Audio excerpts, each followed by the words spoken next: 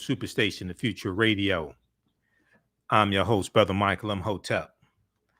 It is Tuesday, October 26, 2021, and we are live. Hope everybody's doing well today. Welcome to the African History Network show. It's been a very, very busy day. I was watching some more of the documentary, The Civil War, The Roots of Our Division on MSNBC. I recorded it. I watched it completely once. I was going back watching it again today, taking notes. Now, we talked about the documentary on our Monday show, and in the documentary, one of the things they deal with is the Clinton, Mississippi massacre of 1875. Okay, now on yesterday's show, we talked about one of the things we dealt with at the end of the show was the St. Bernard Parish massacre, that took place in Louisiana, October 25th, 1868, because yesterday was the anniversary of the St. Bernard Parish massacre. And I said on today's show, we would continue our discussion about the documentary Civil War, The Roots of Our Division, and we would talk about the Clinton, Mississippi massacre of 1875. Okay, the Clinton, Mississippi massacre of 1875 that began September 4th, 1875. Okay, so that's what we'll discuss today, and we'll talk some more about the documentary. If you saw it, give us a call, 313-778-7600. 313-778-7600. Let us know what you thought about the documentary that aired Sunday on MSNBC, and it's also streaming on Peacock, Civil War, The Roots of Our Division. And one of the things they dealt with is how the history of the Civil War has been incorrectly taught, especially in the South. And they also deal with how not a lot of attention is given to the Reconstruction period from 1865 to 1877. All right, so we'll discuss that. Now, also, we know the trial of the three white men accused of killing Ahmaud Arbery. That trial resumed on Monday, jury selection. Monday, October 25th. It continued today. So we'll give a brief update also in what's going on in the trial. We know that today we know that the defense wanted to have protesters removed from the courthouse lawn. Removed from the area out in front of the courthouse. They wanted the protesters removed. A defense motion seeking to limit signs and demonstration outside of the Glenn County courthouse, where three men are on trial in the shooting death of Ahmaud Arbery, was made. The judge ruled on that today. We'll give you information about that as well. Something else that's also interesting that took place dealing with the trial. I saw a couple of stories written on this, and ABC News has one. Right near the Glenn County Courthouse, there is a statue of a Confederate monument. Okay, dealing with the Ahmaud, the killing of Ahmaud Arbery in this trial. Right near the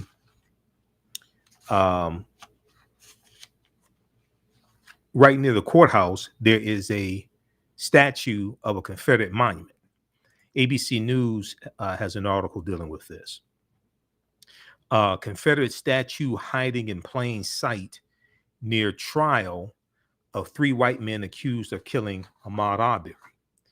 Now, it's interesting that this trial is going on at the same time that the documentary aired on MSNBC. Civil War. And if we look at this here, now keep in mind, this is Georgia, and Georgia has the largest Confederate monument in the country called Stone Mountain. It's in Stone Mountain, Georgia. Confederate statue hiding in plain sight near trial of 3 white men accused of killing Ahmaud Arbery. A statue of a Confederate soldier holding a rifle in a park less than a mile from the Georgia courthouse where the trial is taking place, has been hidden in plain sight, wrapped in sheets of plastic, apparently to protect it from vandalism. The monument that has stood for 110 years in the center of Hanover Square in Brunswick, Georgia, has become a lightning rod for discourse in the Glenn County community since Ahmaud Arbery was allegedly chased down and fatally shot in 2020, while according to prosecutors, he was out for a Sunday jog.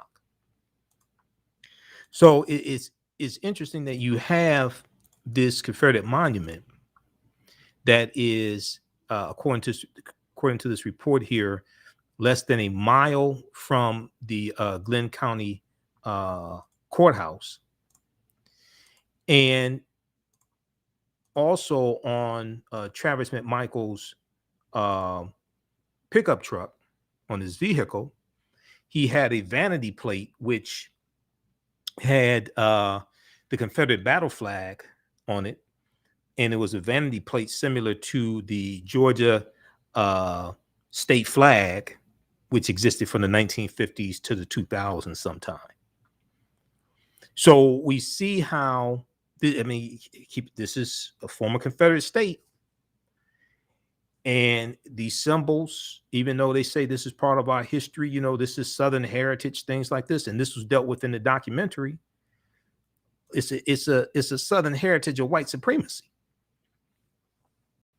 It's a Southern heritage of white supremacy. They may say it's, Southern culture, things like this. Well, you have to understand the Confederate battle flag of Northern Virginia under General Robert E. Lee's army was brought back out as an opposition to civil rights and advancements of civil rights. And when Strom Thurmond ran for president in 1947, 1948 as a Dixiecrat, he was a Southern segregationist Democrat. He ran as a Dixiecrat.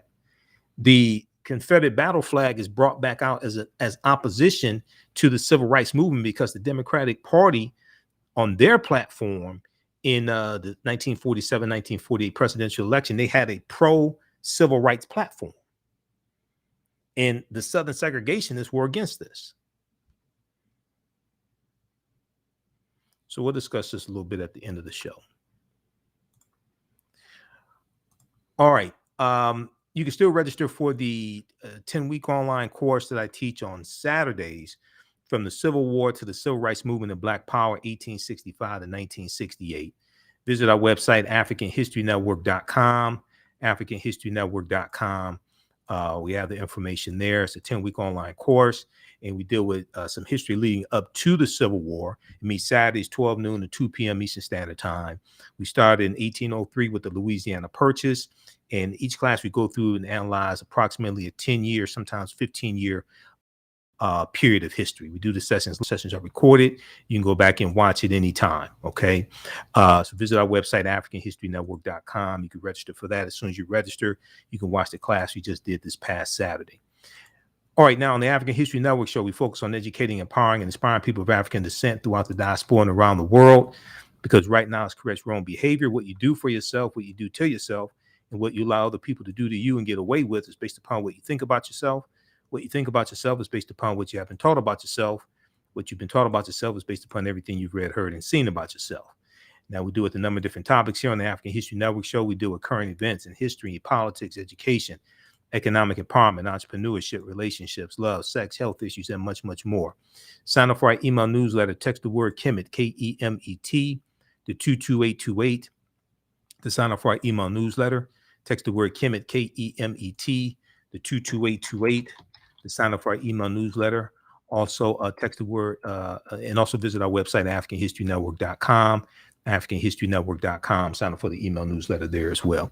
I want to jump into the story here dealing with the Clinton, Mississippi massacre of 1875. Now, we just talked about, if you're in my Saturday class, we just talked about this in my Saturday class, because this took place during Reconstruction.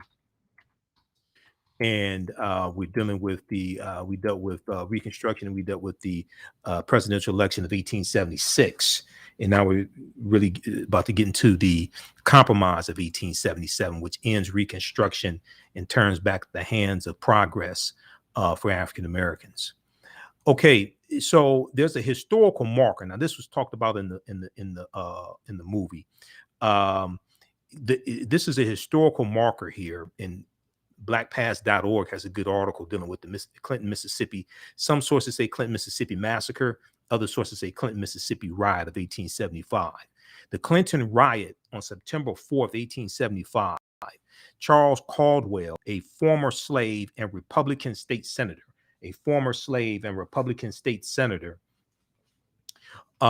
organized a political rally at Moses Hill. Firing erupted during the rally, attended by more than 1,500 African Americans and about 75 whites, including some white Democrats. During the ensuing melee, at least 4 whites and 5 African Americans were killed, but in the next few days, many more African Americans were killed by vigilante mobs from nearby towns. The violence served as a pretext for the return of white rule and the end of Reconstruction in Mississippi. So during the Reconstruction era, there's about 2,000 African Americans that get elected to public office, statewide office, state legislature, even into Congress. Okay, we talked about yesterday, October 19th, 1870, you had the first African Americans elected into the House of Representatives, October 19th, 1870. Zen Education Project has a good piece on this. And after Reconstruction ends, you're going to have the state constitutions rewritten to impose poll taxes and literacy tests to suppress the African American vote and lock us out of statewide political office, largely. All right. October 19th, 1870, first African Americans elected to the House of Representatives. This is a famous painting right here. Okay. Of these African American men who were in the U.S. House of Representatives. Okay. We're coming up here on a break. We'll continue this on the other side of the break, and we'll talk about the Clinton, Mississippi massacre of 1875 that surrounded politics. This surrounded politics, and we'll deal with this on the other side of the break. Listen to the African History Network show right here on 910 AM, the Superstation, the Future Radio. I'm Michael Imhotep. We'll be back in a few minutes. Stand by. Okay, who still needs to register for this 10-week online course that I teach on Saturdays? From the Civil War to the Civil Rights Movement and Black Power, 1865 to 1968. We go through and look at what happened to us after slavery ended, and we deal with history leading up to the Civil War also. And we look at the laws and policies that were put in place to help put us in a predicament we're in, so we know where we need to go from here. We do the class on Saturdays, 12 noon to 2 p.m. Eastern Standard Time. Next class is Saturday, October 30th. The class is on sale right now, $70. We'll post a link here. As soon as you register, you can start watching the content. You can watch last week's class. Stand by.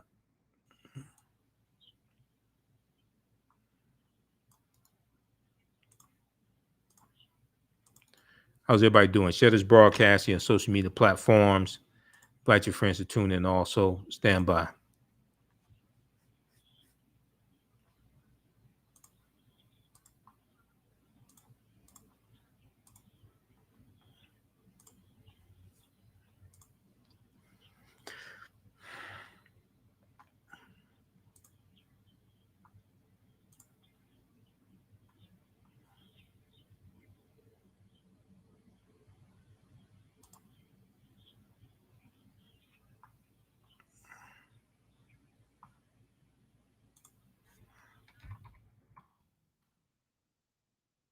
From break in 3 minutes. Stand by.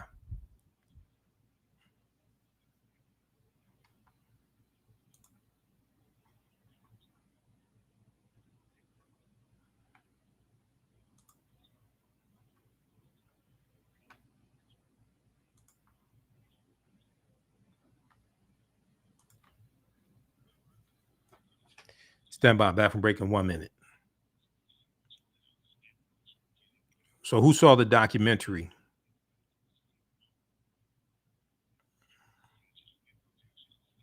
All right, we have Alicia here. We have Ladacia. All right, if you'd like this type of information, also you can support the African History Network, $ the AHN show through Cash App. $ the AHN show through Cash App.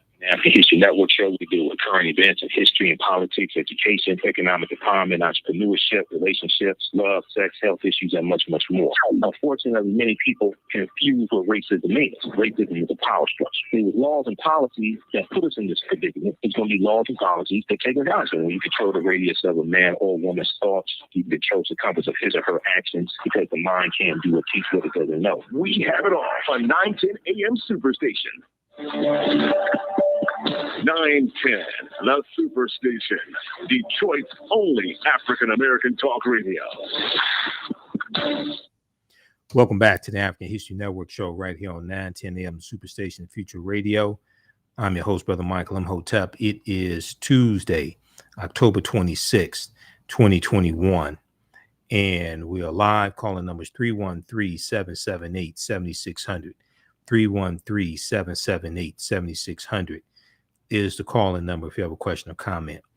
Okay, so right before the break, we were talking about the Clinton, Mississippi massacre of 1875 during Reconstruction. And this was something that was talked about in the documentary that aired on Sunday, October 24th on MSNBC, the Civil War, the roots of our division. The Civil War, the roots of our division. Okay, some of you all saw it. If you saw the documentary, give me a call. 313-778-7600. 313-778-7600 is the calling number. Let me know what you thought about it. We're gonna go to clip one, Shakita. There was a part in the documentary where they were in Mississippi and speaking with Professor Missy Johnson, I think was her name, Missy Johnson. And Missy Johnson is talking about the Clinton, Mississippi massacre. On Morning Joe, we played the clip yesterday from Morning Joe on MSNBC. From October 22nd, Friday, October 22nd, 2021. We're going to go back to a portion of that clip here where they mention the Clinton, Mississippi massacre. This documentary is from executive producer Brad Pitt and also Dr. Henry Louis Gates Jr. And the director of the film is, I think it's Rachel Boyton, and the producer is Erica Dilday. Let's go to this clip. Clip one, Shakita.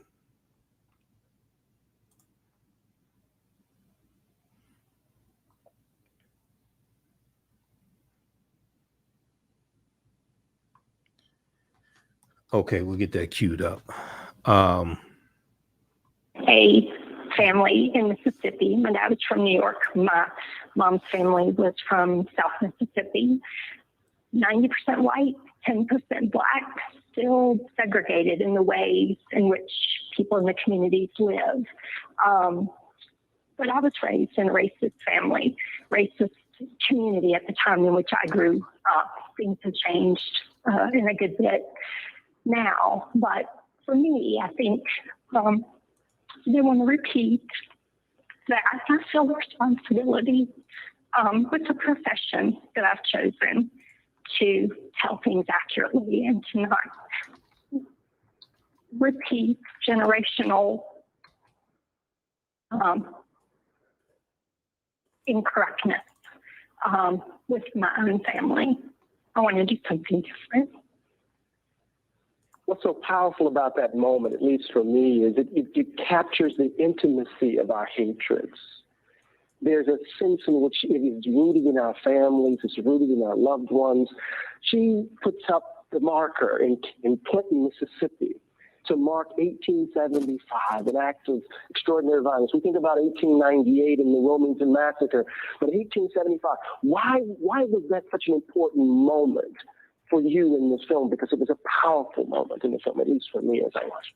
That story was essential to have in the film. It was very hard to figure out how to film silence. There's a lot of silence in this country around very important events.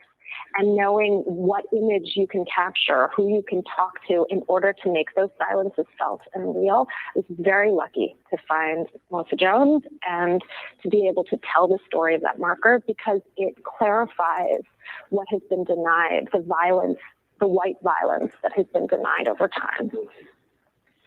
Erica, I'm wondering what your best hope, and you can continue with your thought as well as you answer this, for what young people in America will take away from this film. I think one of the things that they will take away, hopefully, is very simple, that if we don't understand our history, then we're doomed to repeat it. And also that we will never be able to heal and to come together as a nation if we don't talk about the issues that have divided us and talk about them honestly and openly. We just don't do that. Rachel Boynton and Erica Gilday, thank you both very, very much for being on this morning and for doing this. The documentary Civil War premieres this Sunday at 10 p.m. Eastern on MSNBC and is streaming right now on Peacock. Thank you both very much. Okay. So, okay, you can pause it right there. All right. So in this, in that clip there from MSNBC, they mention a segment of the documentary that deals with the Clinton, Mississippi massacre of 1875. I want to look at this piece here from MississippiEncyclopedia.org, MississippiEncyclopedia.org, dealing with the Clinton, Mississippi. They called it the Clinton, Mississippi massacre.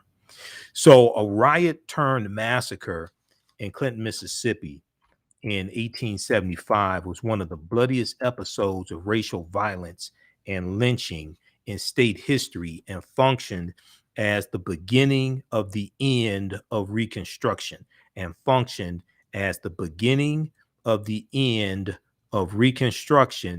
in the state of Mississippi. Now, it's important to note Mississippi is the state that has the largest number of lynchings in this country. We talk about this in my class that I teach. From 1882 to 1968, there were 4,743 lynchings recorded in this country. NAACP has information on this. Equal Justice Initiative has information on this. 581 lynchings were in the state of Mississippi. Mississippi had the most number of lynchings. So the Clinton, Mississippi massacre was the inaugural event to the infamous Mississippi Plan, the Mississippi Plan that we've talked about a lot here on this show. The Mississippi Plan, 1890, Mississippi State Convention. They rewrite the state constitution and legalize poll taxes and literacy tests to suppress the African-American vote in a state where African-Americans made up the majority of the population. African-Americans were the majority of the population during Reconstruction and afterwards in Mississippi. And you had a minority population rewriting the state constitution to suppress the African-American vote. And that plan became known as the Mississippi Plan, and it's going to be adopted by other southern states to do the same thing. This was the Clinton, Mississippi massacre of 1875 was the inaugural event to the infamous Mississippi Plan, designed by white Democrats to, quote unquote, redeem the state from the control of newly enfranchised freedmen, former slaves, and the Republican Party during the 1875 election. It also served as the impetus, and let's blow this up a little bit more. Some people are watching this on a smartphone. It also served as the impetus for the issuance of the President Ulysses S. Grant,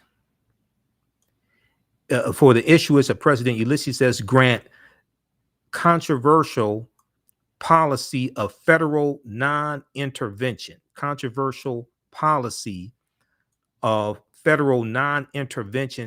concerning matters of race in southern states. Okay, as we talked about yesterday, I think we said this on my show yesterday because I know I said it this weekend. As Reconstruction continues, the commitment from this country, from Republicans, was declining. And then also in the 1874 midterm elections, Democrats took back control of the House of Representatives. There was a declining, and we know that the Freedmen's Bank collapses in 1874 also. So about $2.9 million worth of African Americans' deposits are lost. Toward the end of Reconstruction, which ends in 1877, there's a waning commitment to African Americans from the Republican Party. In 1871, October 1871, we know the Ku Klux Klan Act was passed by Congress, and the Ku Klux Klan Act gave authority to the president to declare martial law, and in territories where you had the Klan and other white domestic terrorist organizations. Could be the Knights of the White Camellia, could be the White Liners, or what have you. But they were threatening, intimidating, assaulting, killing elected officials, jurors, voters, etc. All right. And we're going to see this used in 1871 in South Carolina. Ulysses S. Grant is going to declare martial law in 9 counties in South Carolina to crack down on the Ku Klux Klan. Well, this is in 1871. The Republicans controlled the U.S. Senate, the White House, and the House of Representatives. Republicans lose control of the House of Representatives in the 1874 midterm elections. Come 1875, when you have the Clinton, Mississippi race massacre, Ulysses S. Grant does not want to get involved. He issues his non-intervention policy in 1875, whereas in 1871 he got involved. Now the Ku Klux Klan Act of 1871 passed in April 20th, 1871. On this date, the House of Representatives approved an act to enforce the provisions of the 14th Amendment to the U.S. Constitution of the United States, and for other purposes also known as the Ku Klux Klan Act, introduced as House Resolution 320 on March 28, 1871, by Representative Samuel Shellabarger of Ohio. All right. Now, if we scroll down here, April 20, after both chambers of Congress agreed to the conference report on April 20th, President Ulysses S. Grant signed the bill into law later that day. Nearly 6 months later, in October 1871, President Ulysses S. Grant used these powers in several South Carolina counties, demonstrating the willingness of the Republican-led federal government to take decisive action to protect the civil and political rights of the freed people during Reconstruction, But that, toward the end of Reconstruction, that commitment was declining. And we see it with the Clinton, Mississippi massacre of 1875, 4 years later. Okay, I want to go back here to Mississippi Encyclopedia. Just a second here. Let's have all these tabs open. That that one dealing with the Ku Klux Klan Act, that is from history.house.gov. History.house.gov. House.gov is the official website of the U.S. House of Representatives. History.house.gov is their history section. The U.S. House of Representatives has a history section, just like Senate.gov has a history section as well. So I go there and do research. So read this here. The Ku Klux Klan Act of 1871 is one of the 4 force acts passed during the 1870s. The force acts, F-O-R-C-E, the force acts. All right, let's continue. So the Clinton, Mississippi Massacre of 1875 also served as the impetus for the issuance of President Ulysses S. Grant's controversial policy of federal non-intervention concerning matters of race in southern states, which eventually paved the way for the rise of Jim Crow laws and segregation.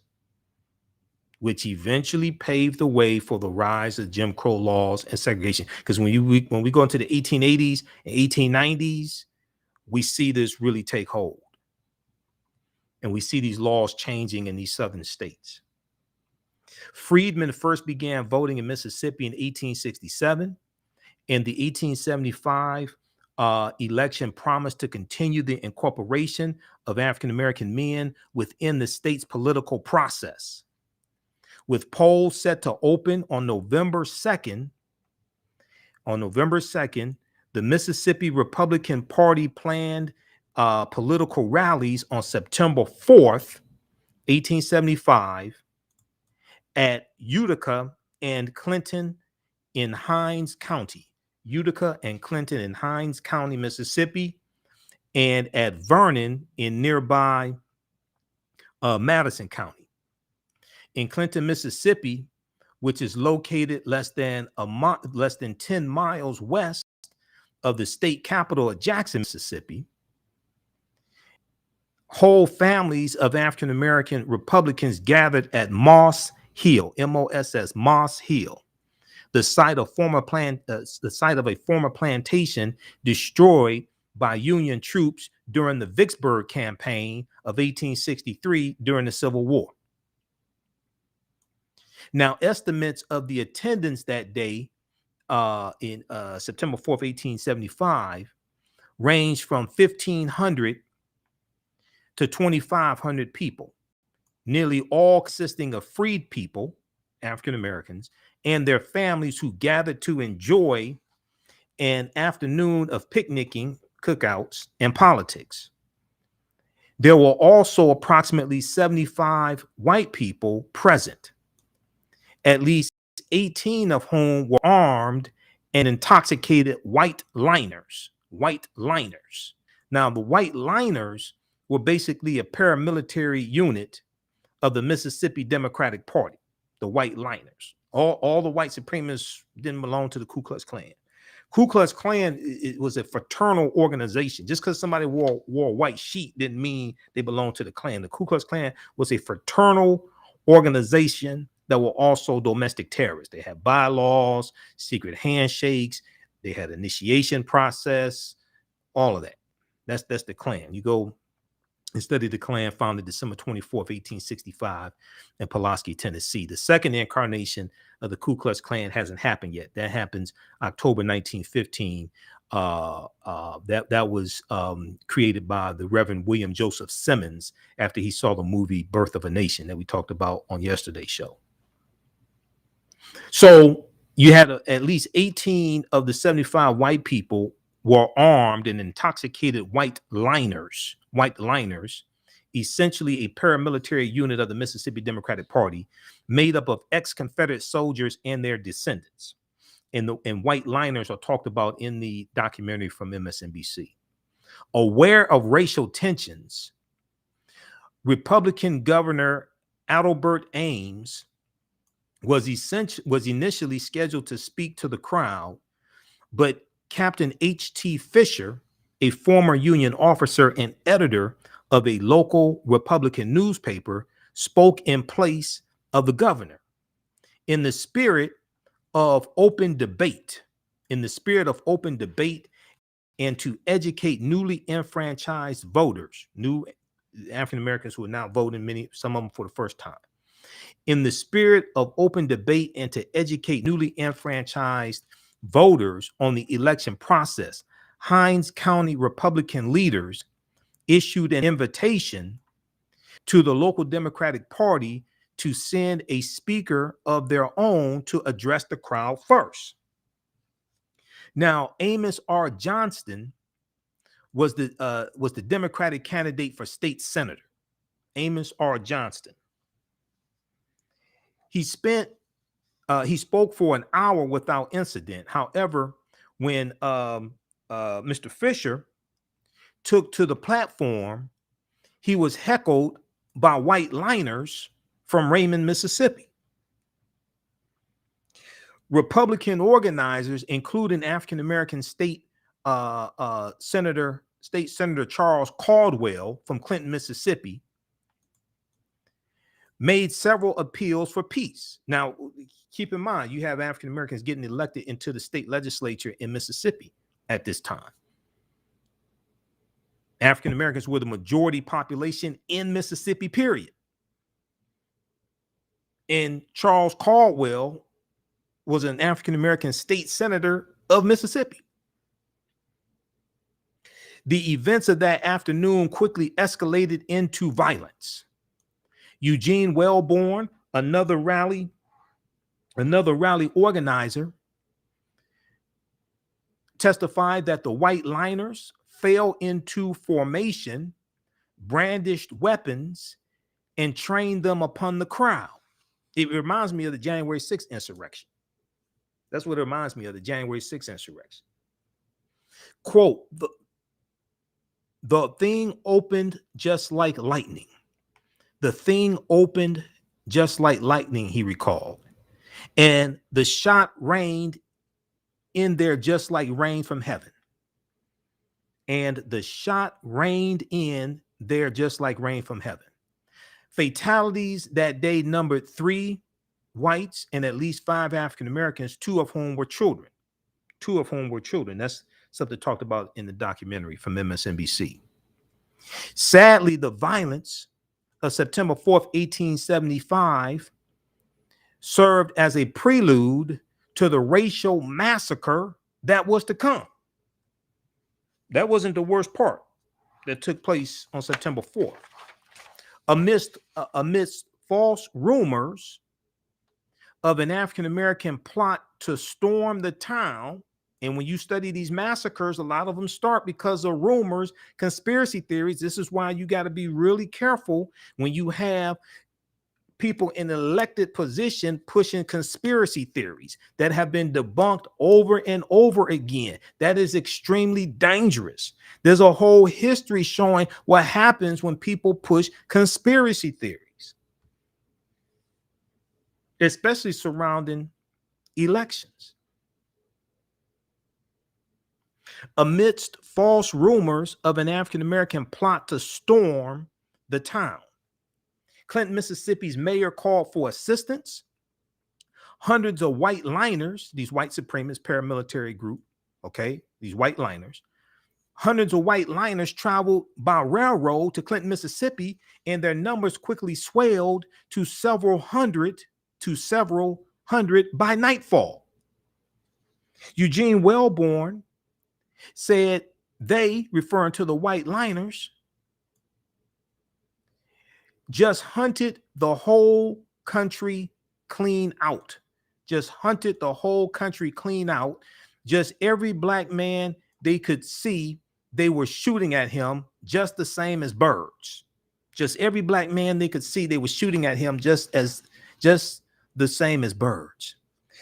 Sarah Dickey was a white educator, a white female educator from Ohio who had moved to Mississippi to educate African-American women and children.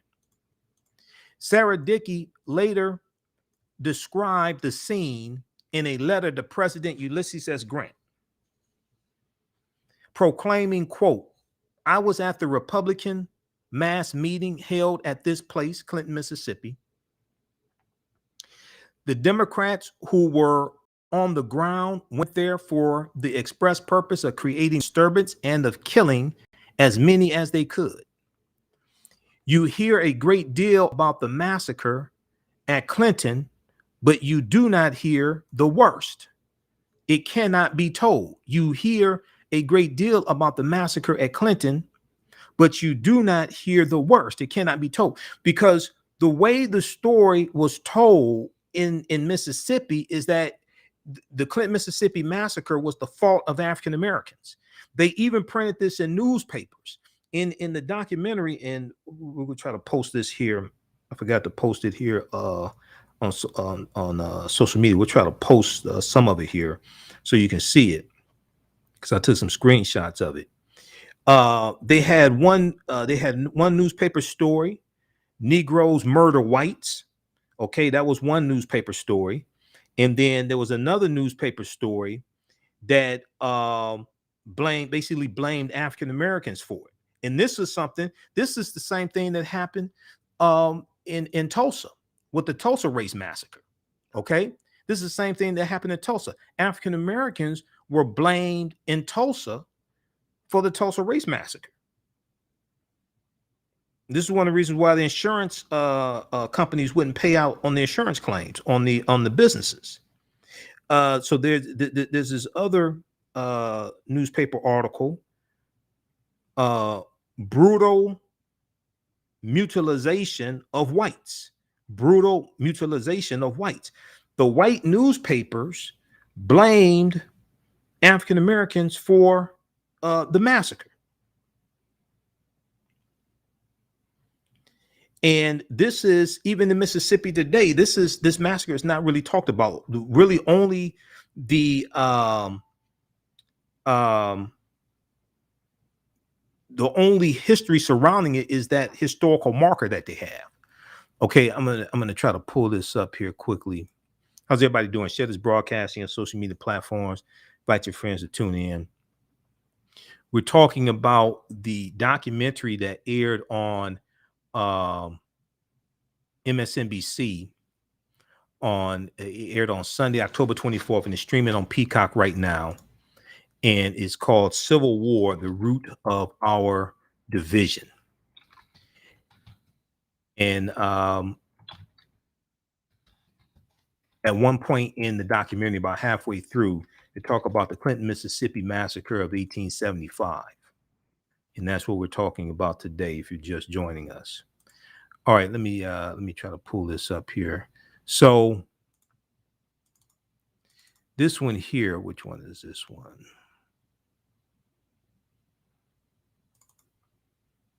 Okay, Negro murders white. This was a newspaper story in a local newspaper at the time this happened. And this story says, can we blow this up more? When Judge Johnston concluded his address, and after Fisher had spoken some 30 minutes, a disturbance arose on the outskirts of the crowd. Immediately, orders were given for the Negroes to rally. Snare drums began to beat a rapid and continual roll. The cry of "Kill the white men!" The cry of "Kill the white men!"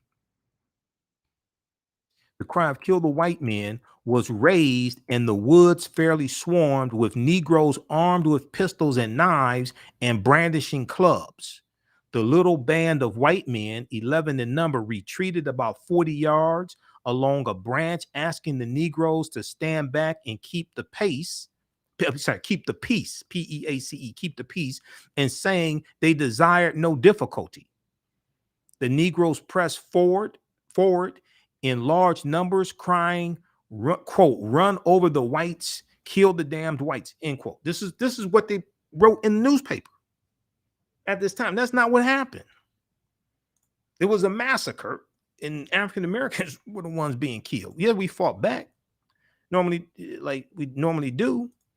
That's self-defense, but no, that's not how it happened.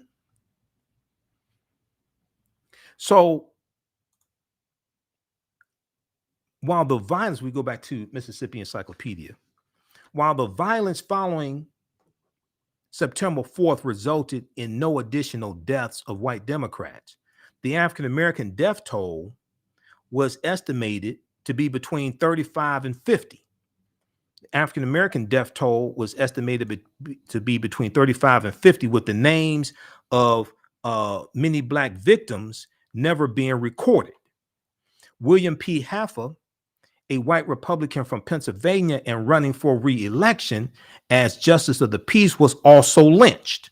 Okay, because when you had these domestic terrorist organizations, including the Ku Klux Klan, they were also lynching white Republicans, and in some cases, they were lynching white Jews as well. Okay, there were from 1882 to 1968, there were 1,297 white people lynched also, because Republicans, especially during Reconstruction, largely were allies of African Americans. Now it's going to change with the Compromise of 1877, because the Republicans and Democrats are going to betray us. Okay, but yeah, you're going to have white Republicans who are lynched as well. Now, despite countless requests for federal assistance by Governor Ames and other citizens like Eugene Wellborn and Sarah Dickey, President Ulysses S. Grant, who was a Republican, President Ulysses S. Grant declared on September 13th, 1875, that, quote, check this out, the whole public are tired out with the annual autumnal outbreaks in the South.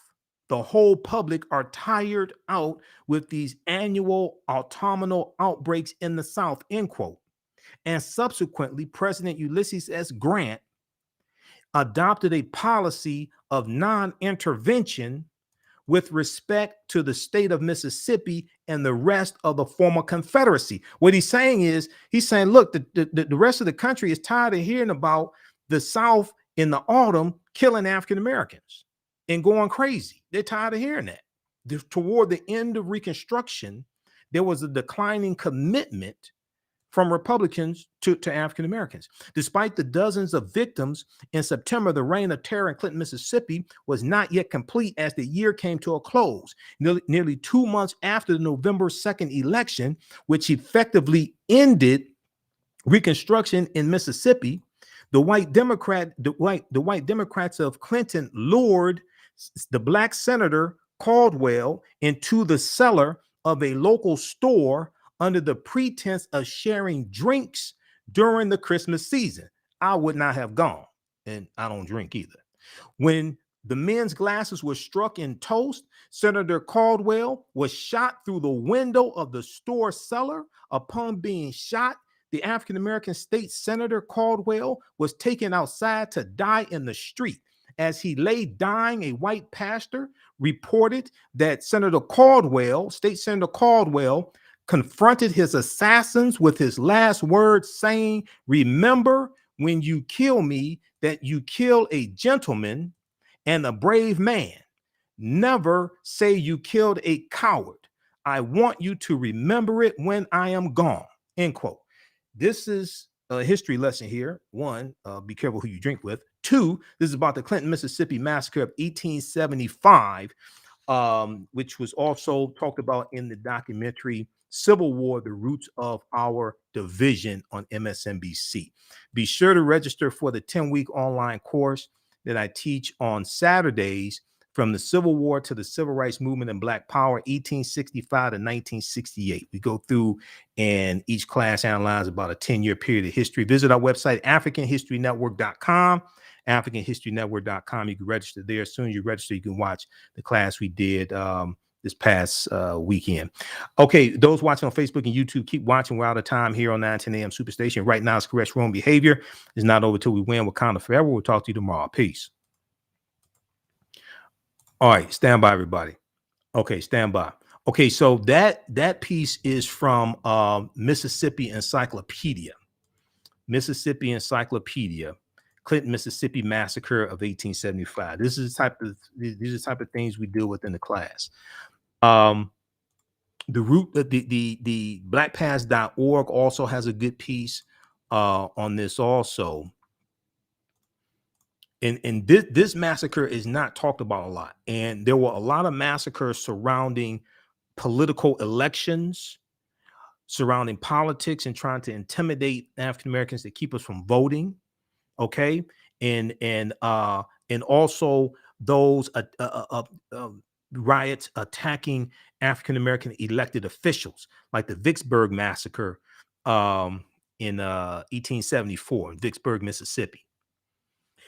Okay, so we talked about this historical marker here. Now, this is the Clinton riot historic marker in Hinds County, Mississippi, March 22nd, 2018. The Clinton riot historic marker in Hinds County, Mississippi, March 22nd, 2018. All right. So we talked about this already. Now, some estimates like blackpast.org and also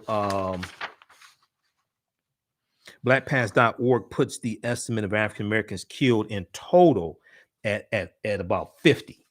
Okay, at about 50. September 4th, and then afterwards, the attack that took place afterwards, they put the number of African Americans killed at 50.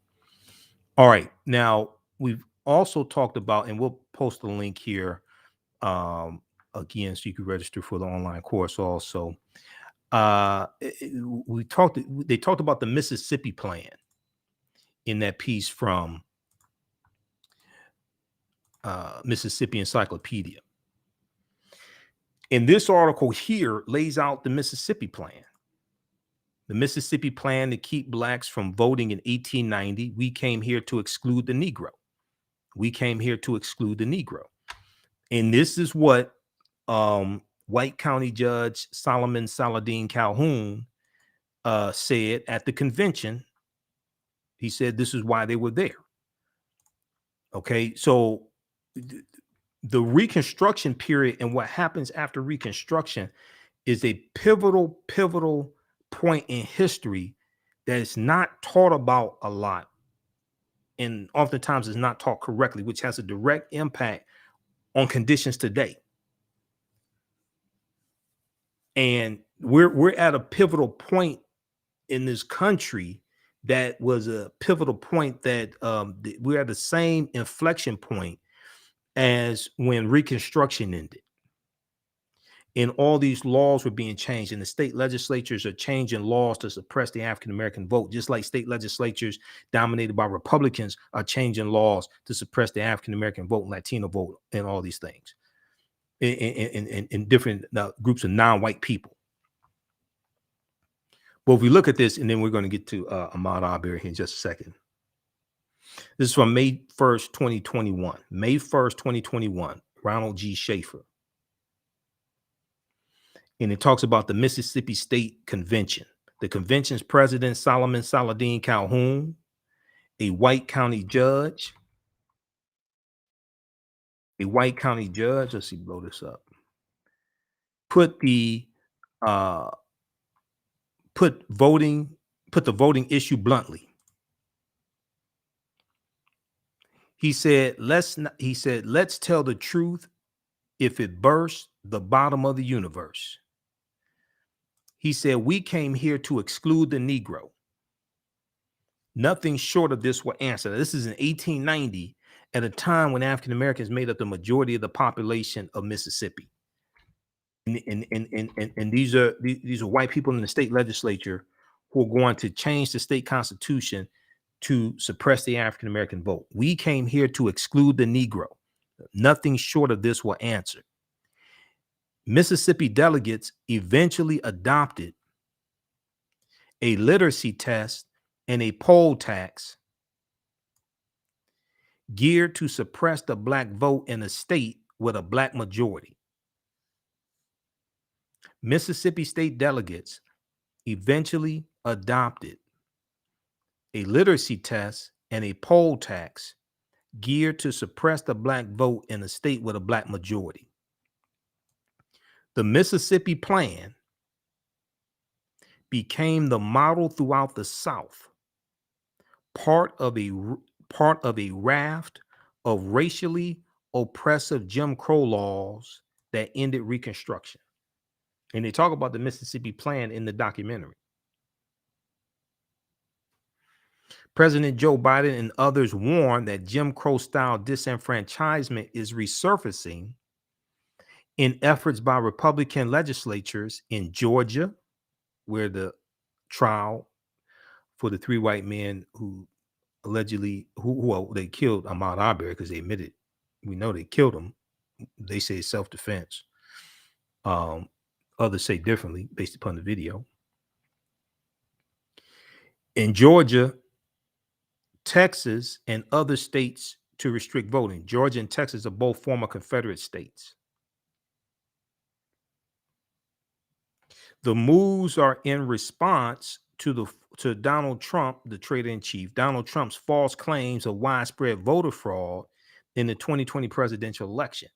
And I cannot stress enough what happens when you have people in political office who are spreading conspiracies and spreading lies. This is how massacres start.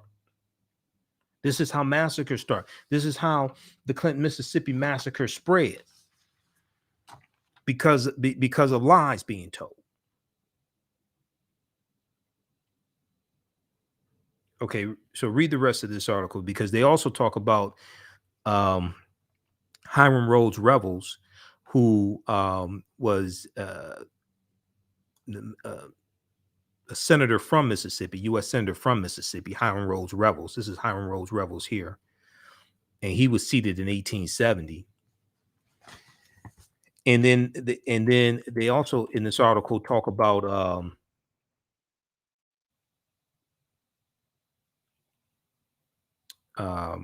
his name is escaping me right now. It'll come to me here in just a second. He's like Senator Tim Scott, not Hiram Rhodes Revels. He was the mayor of Bayou, Mississippi. This guy right here, Isaiah Thornton Montgomery. I don't know if Senator Tim Scott from South Carolina is related to Isaiah T. Montgomery, but Isaiah T. Montgomery was in the Mississippi State Legislature at the time of the Mississippi State Convention, and he voted for the new state constitution that imposed the poll taxes and literacy tests on African Americans. He voted for this. Now, he was a wealthy African American man. He was the founder of Bayou, Mississippi, and he was a wealthy landowner. Okay, revered Black abolitionist Frederick Douglass said Isaiah T. Montgomery commits unconscionable treason to his race in surrendering his franchise, in surrendering the right to vote. This is what Frederick Douglass said of Isaiah T. Montgomery. Earlier African Americans from 40 counties in Mississippi had protested the President Benjamin Harrison, but he declined to intervene. Let's back up for a minute here.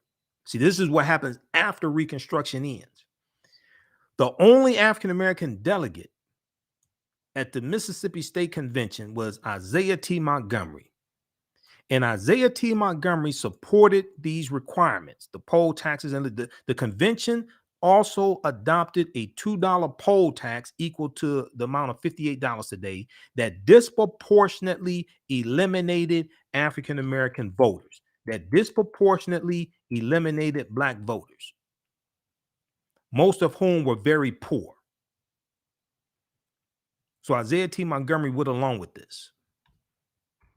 And I've said before, you know, Senator Tim Scott of South Carolina, who got on Face the Nation and spoke negatively about the $4 billion in debt relief for Black farmers, that it helps 6,000 Black farmers in his own state that he's not doing anything for.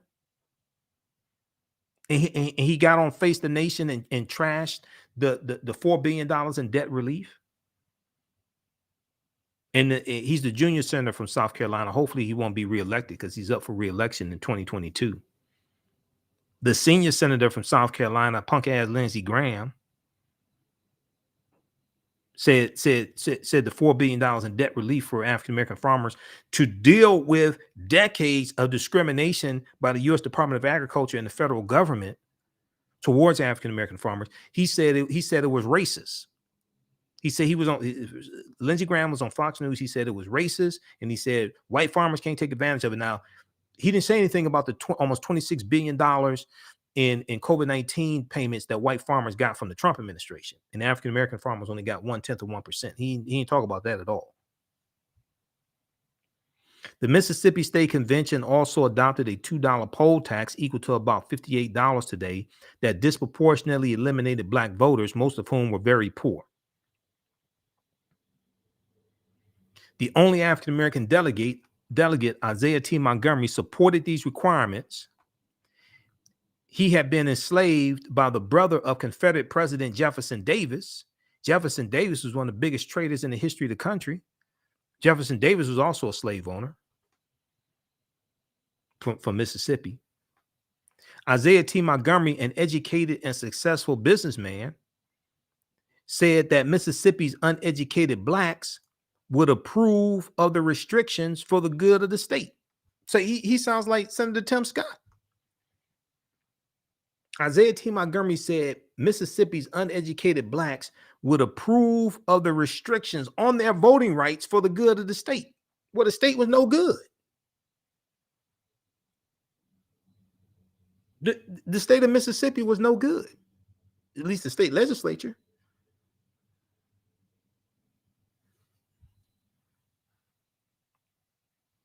Isaiah T. Montgomery's optimistic view that African Americans would be treated equally as their education level rose. Now, he was wealthy. He felt that African Americans would be treated equally as their education level rose. He said, quote, the two great races shall peaceably travel side by side, each mutually assisting the other to mount higher. End quote, he declared in a nationally publicized speech at the convention.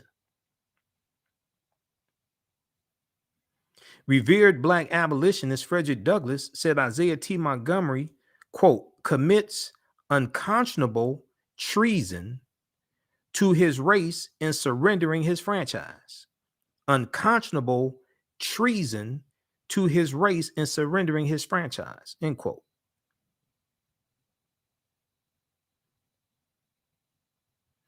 The Mississippi State Convention adopted the new state constitution on November 1st, 1890, adding the new requirements to a provision allowing voting by male residents aged 21 and older, except idiots, insane persons, and Indians not taxed. Except idiots, insane persons, and idiots not taxed. Now, that'd be half of the Republican Party today. Idiots and insane persons. That'd be a lot of the Republicans in the House of Representatives right now. And then some of them in the Senate. Ron Johnson, Lindsey Graham, Rand Paul, Josh Hawley.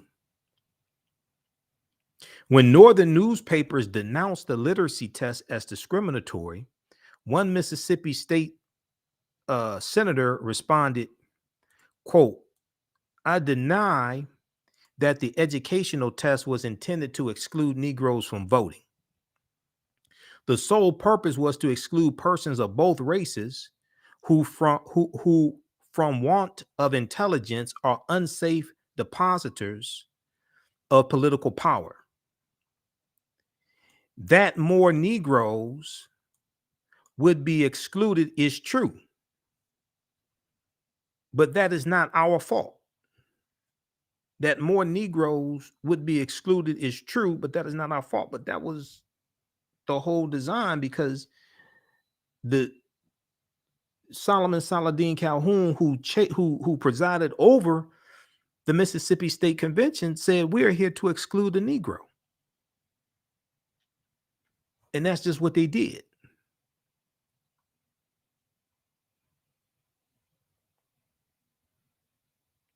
The new law took effect in the 1892 election with a dramatic impact. Only 8,615 of the state's 76,742 black voters qualified to cast a ballot in the 1892 election. Only 8,615 of the state of Mississippi's 76,742 black voters qualified to cast a ballot because of the new restrictions they put in place.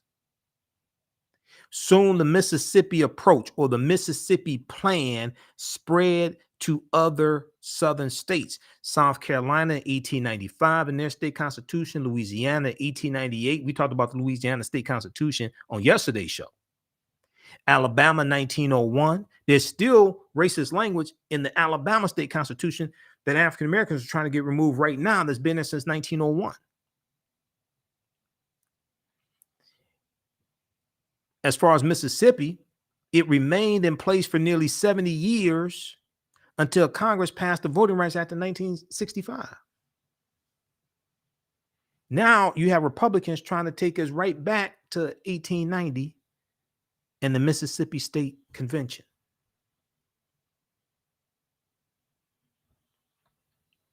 In his speech to Congress proposing the Voting Rights Act in 1965, President Lyndon Baines Johnson specifically singled out the need to eliminate literacy tests. For a Southern black voter, he said, quote, even a college degree cannot be used to prove he can read or write.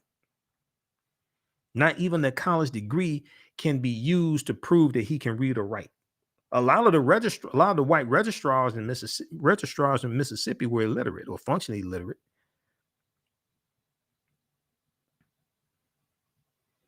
President Johnson said, we must not refuse to protect the right of every American to vote in every election that he may desire to participate in. Or you should say she also. So read the rest of this article here. It's from the Washington Post. It's a really, really good piece of history. The Mississippi plan to keep blacks from voting in 1890. We came here to exclude the Negro. And that's what they're trying to do again. We came here to exclude the Negro, and that's what they're focused on again. This is why we have to fight back. Politics is the legal distribution of scarce wealth, power, and resources, and the writing of laws, statutes, ordinances, amendments, and treaties, their adoption, interpretation, and enforcement. Politics impacts every aspect of our lives, from the water we drink to the air we breathe to the food we eat. Voting is one part of the whole political process. Voting is one part of politics.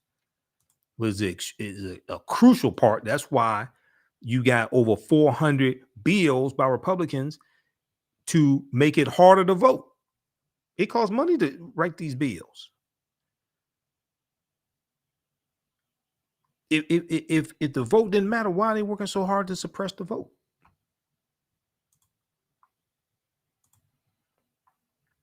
All right. So we posted a link here. You can, if you like this type of information, you can register for the 10-week online course that I teach on Saturdays, from the Civil War to the Civil Rights Movement and Black Power, 1865 to 1968. It's at our website, AfricanHistoryNetwork.com. We just posted a link. You can use the link, or at our website, AfricanHistoryNetwork.com. It's on sale right now, $70, regularly $130. We do the sessions live. All the sessions are archived and recorded. So even like next year, you want to go back and watch the full 10-week class, it's all there for you. You can go back and watch it. Okay. Click on register here. It takes you to the next page, and just click on enroll. As soon as you enroll, you can start watching the content, and we'll see you in class on Saturday. All right. And the other class that I teach is Ancient Kemet, the Moors, and the Maafa, Understanding the Transatlantic Slave Trade, what they didn't teach you in school. This one we deal with thousands of years of history and what leads up to the transatlantic slave trade taking place. This one we do on Sundays, 12 noon to 2 p.m. Eastern Standard Time. Ancient Kemet, the Moors, and the Maafa, Understanding the Transatlantic Slave Trade, what they didn't teach you in school. Okay. And we deal with ancient Kemet, ancient Egypt, the Nile Valley region of Africa, the 800-year occupation of Europe by the Africans known as Moors, who take the teachings from ancient Kemet and from the Nile Valley region of Africa into Europe, which brings Europe out of the Dark Ages. And we deal with, of course, Christopher Columbus. You have to deal with Columbus because he helps to lay the foundation for slavery, racism, capitalism, and the exploitation of indigenous people. And we go through and see what leads to the transatlantic slave trade taking place. The second class, so that's the first class. The second class is Civil War to Civil Rights Movement and Black Power, which basically picks up where we leave off in the first course. And because we were dealing with a shorter period of history, we can go in and do a deeper analysis with the second class. All right. That's all at AfricanHistoryNetwork.com. Okay. I want to get to a quick update here dealing with Ahmaud Arbery. We didn't talk about the trial at all on Monday. We know the trial was on recess on Friday, October 22nd. It resumed on Monday, October 25th, and it resumed today. So jury selection is still going on. And I want to go to this article here. Judge rules justice for Ahmaud signs supporters can stay outside courthouse. Now, this has been a point of contention by defense attorneys. And they're saying that the justice for Ahmaud signs outside the courthouse, the protesters outside the courthouse, even though they've been peaceful protesters, they're saying that they could somehow unfairly sway the jury. So I want to look at this here.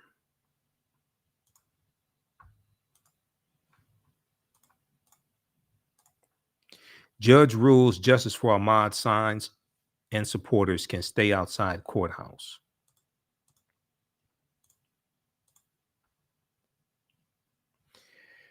Jury selection continues in trial of 3 Glenn County men accused of murder in Ahmaud Arbery's death.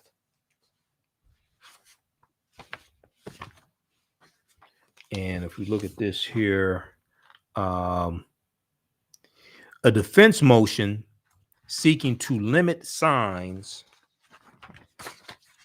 outside the Glenn County Courthouse, where 3 men are on trial for the shooting death of Ahmaud Arbery, was denied Tuesday morning by Superior Court Judge Timothy Walmsley. Okay. A defense motion seeking to limit demonstrators outside and the signs was denied by the judge today. Since the trial began last Monday, there have been anywhere from 10 to over 100 people sitting on the lawn, some holding signs, some chanting justice for Ahmaud. Judge Walmsley said today in court, I will note, when I came in this morning, I didn't see anyone, referring to protesters, anything like this. I didn't see anyone. In fact, it has been relatively quiet on the courthouse steps, Judge Walmsley said. Judge Walmsley went on to say there have been individuals that have come over the last week or so. I have checked in with the sheriff a couple of times just to make sure we have not been having any issues that would cause the court concern. No reported arrests, no issues, end quote. I want to go to this clip here from News 4 JAX in Georgia, the Brunswick County area. We'll go to this clip here. So just a second, let me cue this up.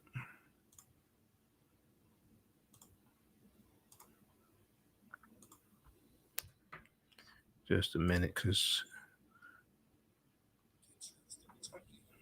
I don't have my board operator now. We're only on 9:10 a.m. for 1 hour. Hold on. Okay, this is queuing up.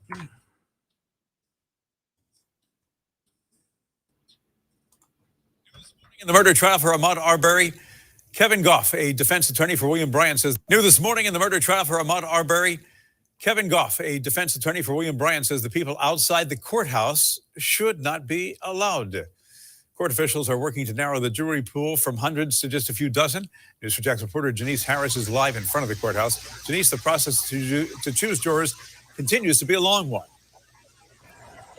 It is a long process, but from one day to the next, you could see 10 to 100 people behind me on the lawn in front of the courthouse. Some are chanting, some are sitting in lawn chairs quietly, some are holding signs. But in either of those cases, one attorney on this case, the defense attorney, Kevin Goff, who is the attorney for William Roddy Bryan, says that he doesn't want anyone outside that courthouse. He believes they can have an influence on this trial and have a potential influence on those potential jurors. So a lot has happened this morning as he argued this in front of a judge. Goff showed 4 exhibits with examples of aerial photos of the courthouse, also a screenshot of a reporter with MSNBC interviewing Lee Merritt, an attorney for Arbery's mother, and mentioned Merritt on his Twitter saying specifically in a post, "Register to vote, show up for jury duty, and remember the phrase, I can be fair."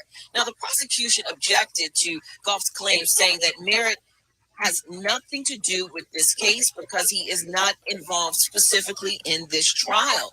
Goff says that there's indoctrination going on to influence the jury. He wants to have the area restricted from I Street, which is right around the perimeter of the courthouse, through Reynolds Street to Ellis Street. Take a listen to what else he and also the judge had to say about this argument. We need to restrict the access to the jurors in this case. I will note when I came in this morning, I didn't see anyone. In fact, it has been relatively quiet on the courthouse steps. There have been individuals that have come over the last week or so. I have checked in with the sheriff a couple times just to make sure that we have not been having any issues that should cause the court concern. No reported arrests, no issues. So it was denied by the judge what Goff was requesting, but also he made mention to this thing called a First Amendment right stage. It's actually not too far from Media Row. It's a place where they pulled up this actual setup on Friday. It was erected Friday into Monday. It's actually right behind the media section. Coming up tonight at 5, we're going to talk more about this and with attorneys about it. So I asked the sheriff for this area, and he said that, yes, this is an area where people can go and express themselves, but they still have the right to express themselves anywhere else on this public property. If folks were not able to or forbidden from doing that, that would be a violation of their constitutional rights. More on this and the trial and searching for those jurors coming up tonight at 5. Reporting live, Janice Harris, Channel 4, the local station. Okay, great reporting by Janice Harris for Channel 4, JAX. Okay, now, very quickly here, I'm going to go to this next story here in just a second. So the judge said that protesters can protest. They've been peaceful protesters. There have been no problems, no issues. Not like the January 6th insurrectionists, not like those protesters January 6th. So you have First Amendment rights stage erected over the weekend across the street from the courthouse. And jury selection continues. Now, at the end of Thursday, last Thursday, they had 23 prospective jurors. Once they get to 64, then they're going to be given another questionnaire, and is, from what I'm understanding, is going to be secretive. We don't know what the questions are going to be. And they're trying to get 64 down to 16 jurors plus 4 alternates. If we look here at the end of the article here from News 4 JAX, it says, after the motions hearing ended, Another group of potential jurors was brought in assembly. Let's go to this quickly here. After the motions hearing ended, another group of potential jurors was brought in the assembly room, and the 6th day of efforts to qualify people for a jury pool of 64 began. At the beginning of the day, 32 had already qualified. So at the beginning of today, 32 had already qualified. So we'll give you another update tomorrow. They need to get to 64. Once they get to 64, then the 64 will be given another questionnaire. They want to reduce the 64 down to 16 actual jurors, 12 jurors plus 4 alternates. Okay, Janice Harris did some good reporting here on location. All right. So this other story ties into the first story, ties into our lead story today, dealing with the Civil War and the documentary on MSNBC. I saw ABC News has a story, also Yahoo News as well. Confederate statue hiding in plain sight near trial of 3 white men accused of killing Ahmaud Arbery. This is from October 26, 2021. The Brunswick City Commission voted in November 2020 to remove the monument. Now, the statue is wrapped up in plastic. Okay, here's a picture of it. The statue is wrapped up in plastic, so you can't see. I'm sorry, hold on, let me pull this up. Okay, this article here, Confederate statue hiding in plain sight near trial of 3 white men accused of killing Ahmaud Arbery, ABC News, October 26, 2021.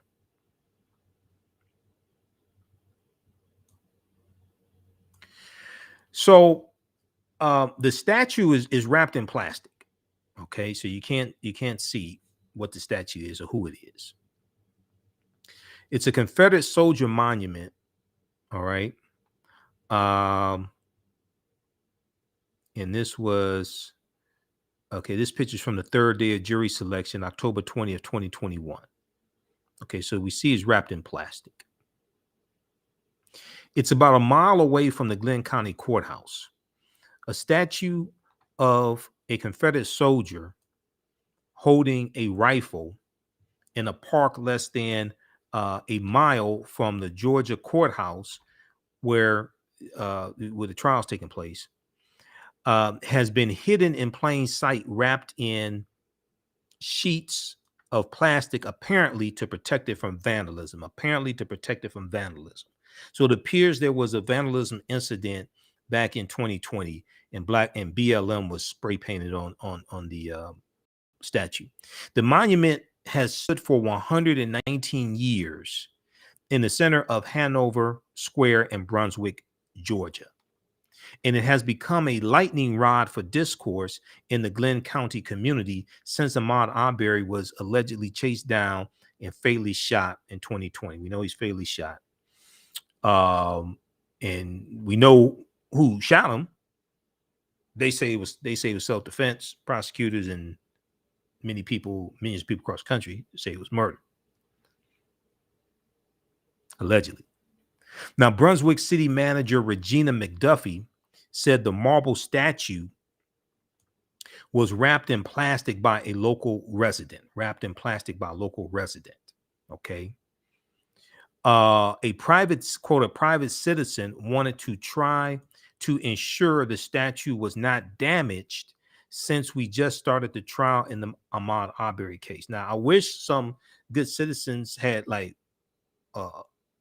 protected Ahmaud Arbery. I would think Ahmaud Arbery needs more protection than a statue. That's just me, but I mean, the statue's still standing. Ahmaud Arbery's not. So I wish some good citizens, some private citizens, had protected Ahmaud Arbery, as opposed to trying to protect the statue of a traitor to the Union, committed treason based upon Article 3, Section 3 of the U.S. Constitution.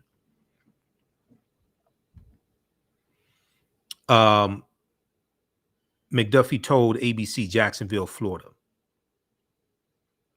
affiliate WJXX. Quote, "It's not the city's plan. We don't have anything to do with it as far as how long it will stay wrapped. It's not the city's plan. We don't have anything to do with how long it will stay wrapped." Now, the Brunswick City Commission voted in November 2020 to remove the statue, but no timeline was set. This, okay, so you voted to remove the statue, but you didn't set a timeline. It's like saying, okay, some people not don't like this example. Whoever complains may be a hit dog hollering, but it's like getting engaged and you've been engaged like 2-3 years and no marriage date, no wedding date. It's like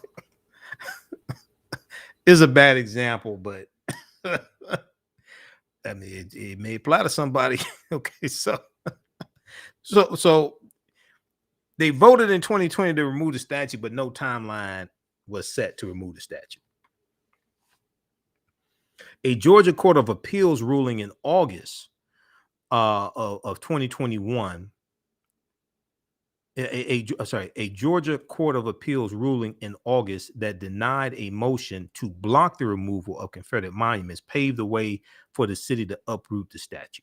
Okay, the statue was vandalized in 2020, spray painted with the letters BLM, apparently for Black Lives Matter, on the pedestal. So they wrapped it. The private citizen wrapped the statue because we had to protect the statue. We don't want anything to happen to the statue. I wish they had protected the Ahmaud Arbery. Read the rest of this article here from ABC News. Confederate statue hiding in plain sight near trial. 3 white men accused of killing Ahmaud Arbery.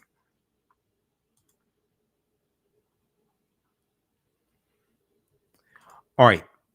If you like this type of information, you can support the African History Network, $ the AHN Show through Cash App, $ the AHN Show through Cash App.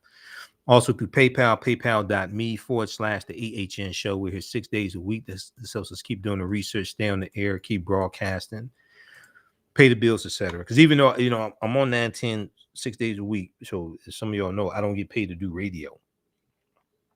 So this helps. We got to be creative and generate generate ways to generate revenue to keep going. Okay, so when you go through, you do it through Cash App. It's $ the AHN Show, SHOW, and it'll say Michael and show my picture there also. Okay, that's our official Cash App account. Africa, because these other ones are fake African History Network Cash App accounts. All right, so this is ours. When you go to it, it says Michael, and our tag is $ the AHN Show, SHOW, and it shows my picture there as well. All right, be sure to register for our Saturday class, From the Civil War to the Civil Rights Movement and Black Power, 1865 to 1968. You can use this with your children also. I would say the content is PG-13. It's not overly graphic. It's not, I don't do a lot of cursing and things like this, so I would say the content is PG-13. And it's at our website, AfricanHistoryNetwork.com. We do this class Saturdays, 12 noon to 2 p.m. And we do the sessions live. All the sessions are archived and recorded, so you can go back and watch it anytime. All right. We have to get out of here. Remember, the African History Network, we focus on educating, empowering, and inspiring people of African descent throughout the diaspora and around the world. Because right now it's corrects wrong behavior. It's not over till we win. Wakanda forever. And we'll talk to you tomorrow. And also, if you want to advertise with the African History Network, email us at AHNshow@AfricanHistoryNetwork.com, AHNshow@AfricanHistoryNetwork.com. African American business owners, post the name of your business here on the thread of the broadcast. Our current promotion is buy 1 month, get 2 months free. Okay, so we take you 30-second to 60-second commercial.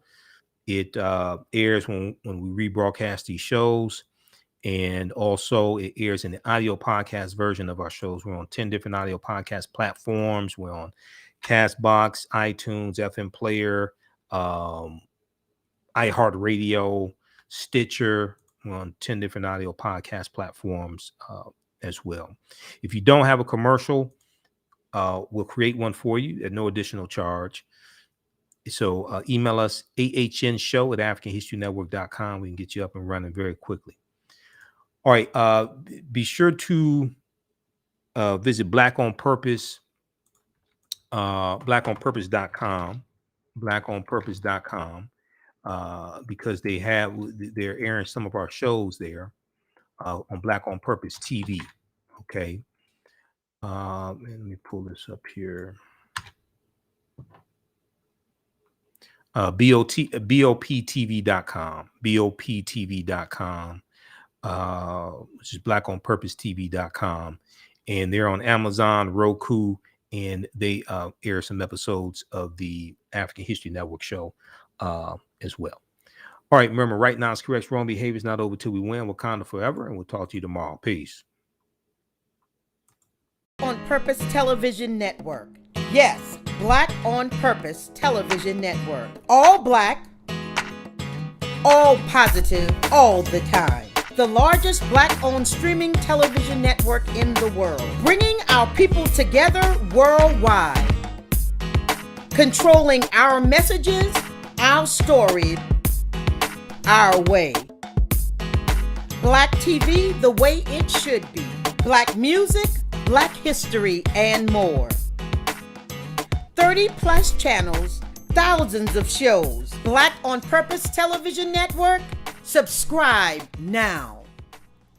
Gain knowledge in minutes from insightful summaries of progressive and socially conscious books. Blacklisted gives you access to curated content that'll satisfy your curiosity to learn and understand different perspectives. Empower yourself through inspirational and actionable ideas. It's easy to read or listen to on the go. Blacklisted. Empower yourself. Start your free trial today.